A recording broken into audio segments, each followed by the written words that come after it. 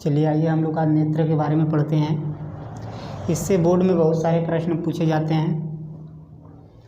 इसका पहला भाग हम लोग देखेंगे। एक भाग में आपका इसके बारे में समझेंगे, दोष वगैरह, फिर एक भाग में इससे संबंधित प्रॉब्लम जो न्यूमेरिकल आते हैं वह देखेंगे। तो नेत्र क्या है? प्रश्न पहला उठता है, नेत्र क्या है?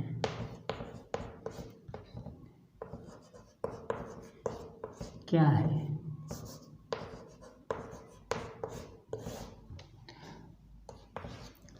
नेत्र होता क्या है? तो नेत्र एक फोटोग्राफिक कैमरा की तरह हमारा काम करता है। नेत्र एक फोटोग्राफिक कैमरे की तरह कार्य करता है। जिस प्रकार कोई फोटोग्राफिक कैमरा किसी वस्तु का प्रतिबिंब बनाता है, उसी तरह नेत्र भी हमारा वस्तुओं का प्रतिबिंब बनाता है। नेत्र वस्तु का प्रतिबिंब रेटिना पर बनाता है, उल्टा बनाता है, वास्तविक बनाता है, और हमारा जो मस्तिष्क है, दिमाग है, वह उसे सीधा सेंस करके प्रदर्शित करता है। ठीक, नेत्र के भाग के बारे में जानते हैं। नेत्र भाग या कहोगे नेत्र के मुख्य अंग, नेत्र के मुख्य भाग के बारे में। नेत्र के भाग, तो नेत्र निम्नलिखित भागों से मिलकर बना होता है, जिसको हम यहाँ फिगर में दिखाते हैं। नेत्र का सबसे बाहरी भाग जो कहलाता है वह रीढ़ पटल होता है। रीढ़ पटल, नेत्र का सबसे बाहरी भाग क्या कहलाता है? रीढ़ पटल कहलाता है। यह सफ़ेद रंग का होता है। ये कैसा होता है? सफ़ेद रंग का होता है, और यह अपारदर्शी होता है। अपारदर्शी का मतलब जिससे प्रकाश आर पार न जा सके। यह अपारदर्शी होता है, साथ ही साथ बहुत कठोर होता है। यह आँख के आंतरिक भागों की सुरक्षा प्रदान करता है। यह हमारे आँख के अंदर वाले भागों को क्या करता है? सुरक्षा देता है। यह अपारदर्शी होता है, सफ़ेद रंग का होता है, सफ़ेद अपारदर्शी। तो यहाँ पे हमने लिख दिया कोष्ठक में, आप याद रखिएगा। पहला पॉइंट है आपका, नेत्र का सबसे बाहरी भाग रीढ़ पटल कहलाता है। यह सफ़ेद रंग का होता है। यह सफ़ेद रंग का होता है, अपारदर्शी होता है, तथा आँख के आंतरिक भागों की सुरक्षा प्रदान करता है। दूसरे भाग के बारे में आते हैं। उसका नाम है, इसी से नीचे सटा हुआ रहता है, एकदम सटा हुआ। यहाँ पे खींच के लिख लेते हैं, रक्तक पटल। रक्तक पटल रीढ़ पटल से ही सटा हुआ एक भूरे रंग की झिल्ली होती है, जिसे रक्तक पटल कहते हैं। रीढ़ पटल से सटा हुआ ही एक पतली भूरे रंग की झिल्ली होती है, जिसे रक्तक पटल कहते हैं। यह पारदर्शी होता है। यह क्या होता है? पारदर्शी होता है, अर्थात इससे प्रकाश अंदर जा सकता है। इससे क्या होता है? प्रकाश अंदर प्रवेश कर सकता है। ये दूसरा भाग है आपका। बाहर से हम अंदर हुल रहे हैं आँख में, सबसे बाहरी भाग को क्या कहते हैं? रीढ़ पटल कहते हैं। यह पारदर्शी होता है, सफ़ेद रंग का होता है। यह हमारे आँख के आंतरिक भागों की सुरक्षा प्रदान करता है। प्रकाश इससे अंदर प्रवेश नहीं करता है। इतना भाग इसके बारे में इतना लिखिएगा आप दूसरे भाग के बारे में लिखेंगे, रक्तक पटल हेडिंग डालेंगे, लिखेंगे इसमें, रीढ़ पटल से ही सटा हुआ एक भूरे रंग की पतली झिल्ली होती है, जिसे रक्तक पटल कहते हैं। यह पारदर्शी होता है, अर्थात प्रकाश इससे आँख में प्रवेश कर सकता है। इसके बाद आते हैं तीसरा भाग के नाम लेते हैं, यहाँ पर लिख लेते हैं कार्निया। कार्निया, तीसरे भाग का नाम आप जानिए, कार्निया। इसके बारे में हेडिंग डालेंगे कार्निया, आप लिखेंगे उसमें, रक्तक पटल के सामने वाला भाग कुछ उभरा हुआ होता है। रक्तक पटल के सामने वाला भाग कुछ उभरा हुआ होता है, जिसे कार्निया कहते हैं। रक्तक पटल के सामने वाला भाग कुछ उभरा हुआ होता है, जिसे कार्निया कहते हैं। कार्निया से ही प्रकाश आँख में प्रवेश करता है। इतना लिखेंगे कार्निया के बारे में। तो देखिए यह आगे से थोड़ा सा आँख उभरा हुआ है, आप अपनी आँख को ऐसे टच करेंगे तो बीच वाला उभरा हुआ दिखाई देगा। जो बड़ा काला है, जो काला वाला भाग है हमारा बड़ा वाला, वही क्या है, कार्निया है। और जो सफ़ेद वाला भाग है वो क्या है, डेढ़ पटल आँख का। इसके बाद आते हैं, इसके पीछे कुछ खाली स्थान होते हैं। चौथे भाग में आते हैं जलीय द्रव। जलीय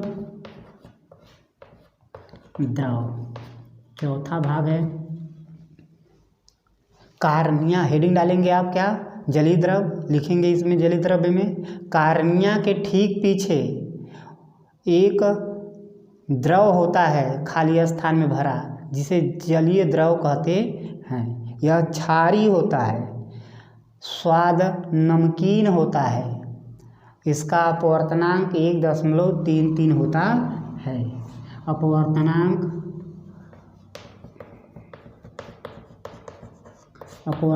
1.33 होता है, आप याद रखेंगे। लिखेंगे आप जलीय द्रव्य में कार्निया के ठीक पीछे खाली स्थान में एक द्रव भरा होता है जो क्षारीय होता है, जिसका अपवर्तनांक 1.33 होता है। ठीक, इसके आगे आएंगे 5वें पॉइंट में। यहाँ पर खींच कर लिखते हैं, यह वाला खाली, इसे बोलते हैं पुतली। पुतली या तारा कहते हैं। क्या कहते हैं, पुतली या तारा। ये 5वां भाग आप जानेंगे। तो कार्निया लिखेंगे, कार्निया के ठीक पीछे एक छोटा सा छिद्र होता है जिसे पुतली या तारा कहते हैं, जिसे पुतली या तारा कहते हैं। जब कार्निया से प्रकाश आगे बढ़ता है तो इसी पुतली से होते हुए आगे जाता है। तो पुतली क्या भैया, आप बताएंगे। कार्निया के ठीक पीछे एक छोटा सा छिद्र होता है जिसे पुतली या तारा कहते हैं। ठीक, इतना लिख लेंगे। इसके बाद अगला पॉइंट में आएंगे। यह देख रहे हैं यहाँ पर एक हमने बनाया है, यह आपका क्या है, आइरिस है, इसे बोलते हैं आइरिस। इसका नाम लिखेंगे आप आइरिस। छठा भाग में लिखेंगे लिखेंगे क्या लिखेंगे इसमें, कार्निया के ठीक पीछे एक ऊतकों का बना हुआ अपारदर्शी पर्दा होता है। ऊतकों का बना अपारदर्शी पर्दा होता है, अर्थात प्रकाश इससे प्रवेश करके अंदर नहीं जा सकता है, यह अपारदर्शी होता है। क्या बताएंगे आप, कार्निया के ठीक पीछे ऊतकों का बना एक अपारदर्शी पर्दा होता है जिसे आइरिस कहते हैं। इसका कार्य क्या है, इसका कार्य है पुतली को आकार को कम और अधिक करना। इसका कार्य आइरिस का पूछा जाता है तो आप लिखेंगे पुतली का आकार को बढ़ाना और घटाना। कैसे बढ़ाता है, जैसे आप अंधेरे में जाएंगे तो आप बहुत ध्यान से किसी वस्तु को देखते हैं, तो उस समय यह आइरिस क्या करता है, अपने आप को छोटा कर लेता है, पुतली के आकार को बढ़ा देता है, ताकि आँख में प्रकाश अधिक से अधिक खुलकर जाए और प्रतिबिंब बने। दूसरा चीज़, अब जब उजाले में आप जाएंगे, एकाएक प्रकाश में जाते हैं, तो आप यह आइरिस पुतली के आकार को घटा देता है ताकि ढेर प्रकाश न जाए, जितना प्रकाश जाए उतना में प्रतिबिंब बन जाए।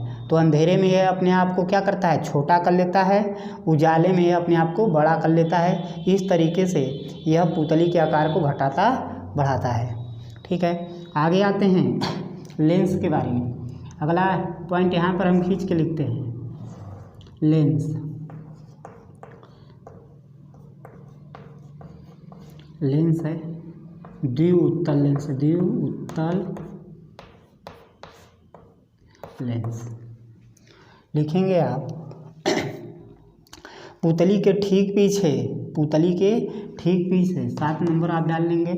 पुतली के ठीक पीछे ऊतकों का बना एक क्या होता है, द्विउत्तल लेंस होता है, जिससे प्रकाश का अपवर्तन होकर प्रतिबिंब बनता है, जिससे प्रकाश का अपवर्तन होकर प्रतिबिंब बनता है। यह प्रोटीन का बना होता है। किसका बना होता है, प्रोटीन का। ये ऊतकों का बना होता है, और जो ऊतक होते हैं वो किसके बने होते हैं, प्रोटीन का बना।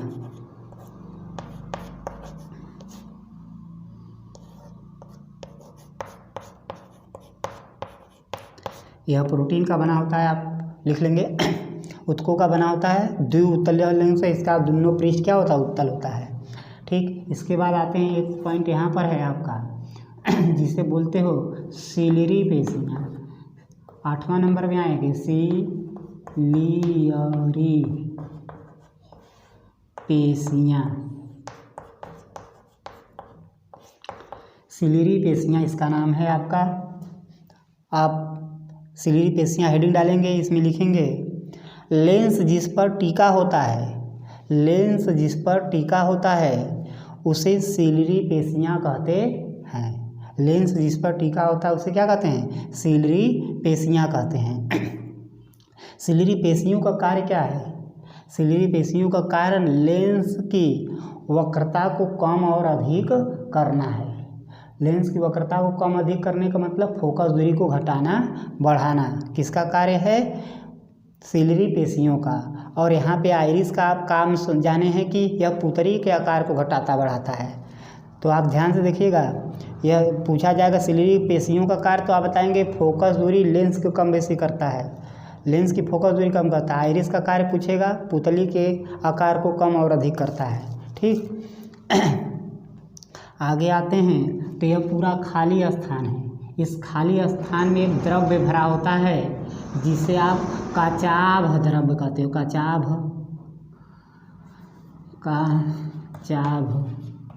द्रव, इसे क्या कहते हैं, कचाभ। पूरे खाली स्थान में कचाभ द्रव्य होता है, भरा होता है, जो क्षारीय होता है, जिसका अपवर्तनांक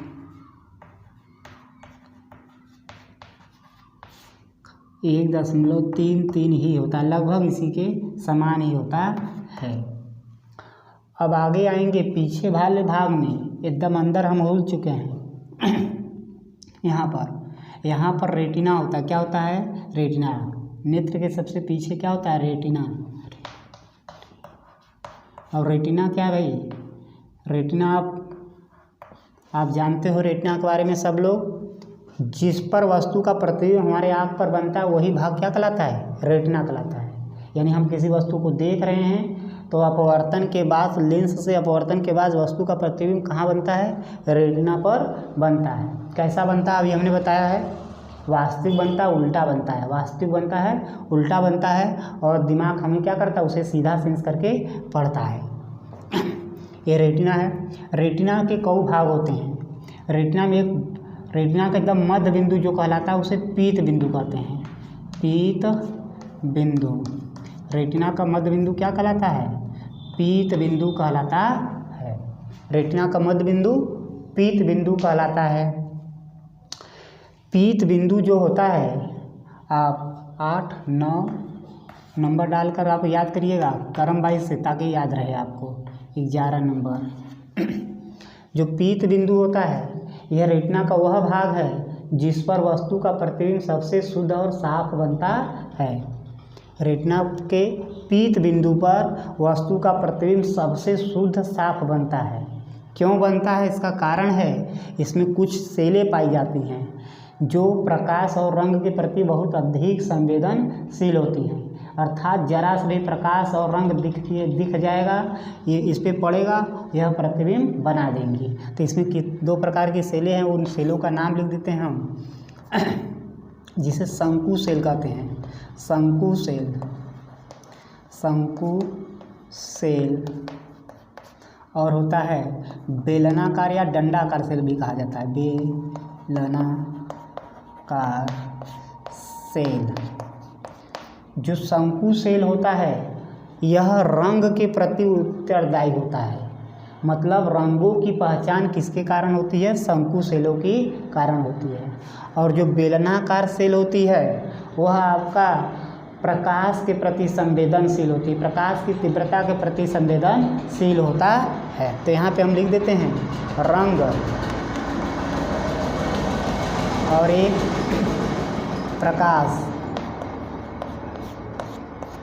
तो शंकु सेलें होती हैं, जो शंकु सेलें होती हैं रंग के प्रति उत्तरदायी होती हैं, और बेलनाकार सेलें क्या होती हैं, प्रकाश के प्रति उत्तरदायी होती हैं। इस कारण इस पर जरा से भी प्रकाश पड़ता है, प्रतिबिंब शुद्ध साफ बनता है। प्रश्न पूछा जाता है रेटिना के किस बिंदु पर सबसे शुद्ध साफ प्रतिबिंब बनता है? तो आप बताओगे पीत बिंदु पर बनता है। ठीक, इसके बाद एक यहाँ बिंदु, एक इस बिंदु का नाम है, यहाँ पर पाया जाता है एक बिंदु जिसे हम लोग अंध बिंदु कहते हैं, अंध बिंदु। ये 12 नंबर आपका हो गया बिंदु। अभी अंध बिंदु क्या है? रेटिना का ही ये भाग है, ये पूरा इधर से पीछे पूरा रेटिना ही होता है, इसमें बहुत सारे भाग होते हैं जिसमें ये महत्वपूर्ण भाग हैं। अंध बिंदु, अंध बिंदु रेटिना का वह बिंदु है जिस पे वस्तु का प्रतिबिंब बनता ही नहीं है। क्यों नहीं बनता है? क्योंकि इसमें किसी प्रकार की सेलें नहीं पाई जाती हैं। इसमें ये जो सेलें पाई जाती है बिंदु में, इसमें सेलें नहीं पाई जाती हैं। यह अंध बिंदु इसीलिए कहा जाता है क्योंकि इस पर वस्तु का प्रतिबिंब एकदम बड़ा जरा सा भी नहीं बनता। कितना भी प्रकाश डाल दीजिए कोई फर्क नहीं पड़ेगा, इससे प्रतिबिंब बनेगा ही नहीं। इसके बाद यहाँ पर है, देखिए हम कुछ संरचना दिखाएं ऐसे, इसे बोलते हैं दृष्टि तंत्रिका। दृष्टि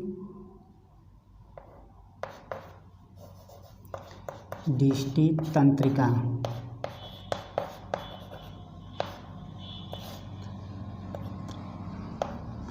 दृष्टि तंत्रिका ये 13 नंबर हो जाएगा आपका। दृष्टि तंत्रिका क्या है? ये अंध बिंदु के ही पास कुछ धागे जैसी संरचना होती हैं जो निकलकर मस्तिष्क से जुड़ी रहती हैं, जो मस्तिष्क नर्वस सिस्टम से जुड़ी रहती है, जिसे हम लोग दृष्टि तंत्रिका कहते हैं। इनका कार्य क्या है? यह जो रेटिना पे प्रतिबिंब बन रहा है उस प्रतिबिंब को मस्तिष्क को पहुंचाने का कार्य करती हैं और वह बताती हैं कि यह प्रतिबिंब बन गया है। तो वही चीज़ जो यहाँ पे प्रतिबिंब बना है उस प्रतिबिंब को संदेश पहुँचाने का कार्य मस्तिष्क तक करने वाली तंत्रिका को क्या कहते हैं? दृष्टि तंत्रिका कहते हैं। इस माध्यम से तंत्रिकाएं जाकर मस्तिष्क को बताती हैं कि प्रतिबिंब बना हुआ है और मस्तिष्क उसे सेंस करके सीधा करके पढ़ता है और हमें बताता है कि यह क्या है, किस चीज़ का प्रतिबिंब है। काला है, उज्जर है, लंबा है, घोड़ा घाड़ी, जो भी आप देखते हो उसकी दिमाग सेंस करके हमको बता देता है और हम जान जाते हैं कि वह इस चीज़ का प्रतिबिंब है। इस तरीके से ये आँख की संरचना थी आपकी। आँख में इतने भाग पाए जाते हैं, इनका कार्य क्या है, कौन सा भाग कहाँ पाया जाता है, किसका क्या कार्य है, हमने बताया है। फिर से एक सरसरी निगाहों से देख लीजिए आप लोग सही से, क्योंकि इस प्रश्न से जो भी क्वेश्चन आए बोर्ड में आप उसको छाप दीजिए। कहीं भी, बोर्ड ही नहीं किसी भी परीक्षा में आप दे रहे हैं, इससे जो प्रश्न आए आप कर देंगे।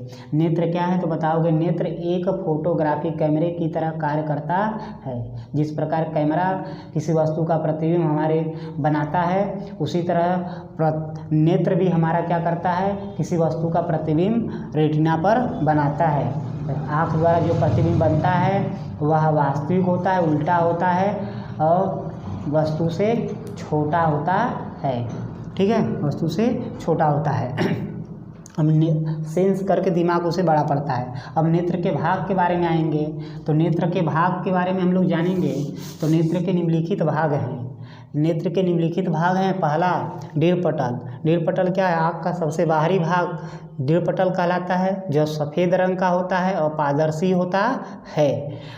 यह क्या करता है? आँख के आंतरिक भागों की सुरक्षा प्रदान करता है। दूसरे बारे में आइए, रक्तक पटल। दृढ़पटल से ही सटा हुआ एक पतली भूरे रंग की झिल्ली होती है जिसे रक्तक पटल कहते हैं। यह पारदर्शी होता है, यह पारदर्शी होता है अर्थात जिससे प्रकाश अंदर जा सकता है। तीसरा आते हैं कार्निया। कार्निया के बारे में लिखेंगे, रक्तक पटल के सामने वाला भाग कुछ उभरा हुआ होता है। रक्तक पटल के सामने वाला भाग कुछ उभरा हुआ होता है जिसे कार्निया कहते हैं, जिसे कार्निया कहते हैं। कार्निया से ही आँख में प्रकाश प्रवेश करता है। कार्निया से ही आँख में क्या करता है? प्रकाश प्रवेश करता है और आगे जाता है। अगला भाग देते हैं। और एक पॉइंट और याद रखिए, कार्निया जब किसी मनुष्य द्वारा किसी आँख का दान किया जाता है तो आँख में क्या चीज़ दान किया जाता है? यही कार्निया को ही दान किया जाता है। पूरे आँख का दान नहीं होता है, कार्निया का दान होता है। कार्निया यहाँ से ऐसे पकड़ के उचार लियोगे तो उखड़ जाएगा, वही उचार के लगा दिया जाता है। ठीक, कार्निया का ही दान किया जाता है। इसके बाद चौथा पॉइंट में आएंगे जलीय द्रव। कार्निया के ठीक पीछे इस खाली स्थान में कुछ द्रव भरा होता है जिसे जलीय द्रव कहते हैं, जो क्षारीय होता है, जिसका अपवर्तनांक 1.33 होता है। अगला पॉइंट में आएंगे पुतली।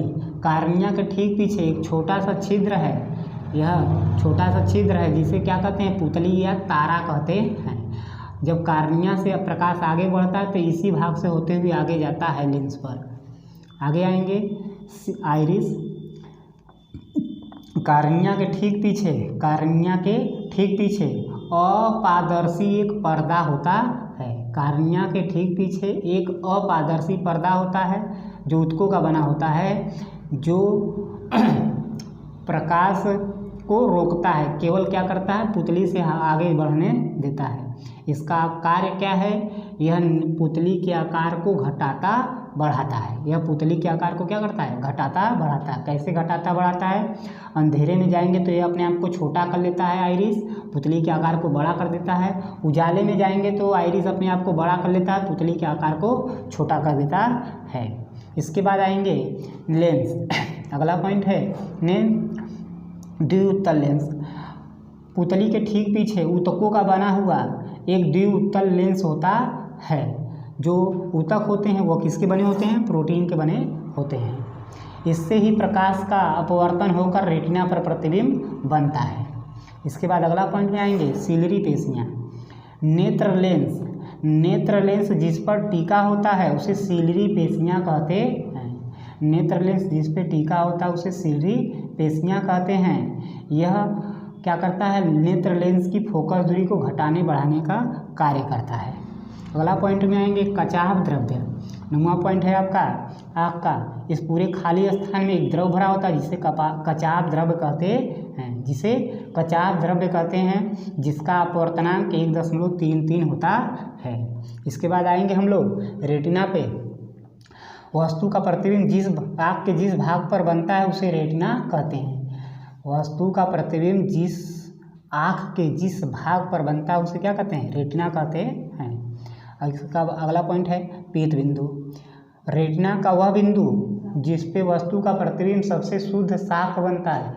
रेटिना का वह बिंदु जिस पर वस्तु का प्रतिबिंब सबसे साफ शुद्ध बनता है उसे पीत बिंदु कहते हैं। इसमें 2 प्रकार के सेलें पाई जाती हैं, शंकु सेल और बेलनाकार सेल। शंकु सेल रंग के प्रति संवेदनशील और बेलनाकार सेल प्रकाश के प्रति संवेदनशील होते हैं। इसके बाद अगला पॉइंट आता है,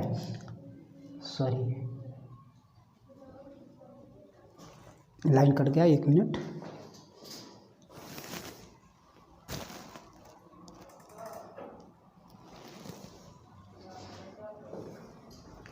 देख लीजिए, लाइन थोड़ा कट गया था।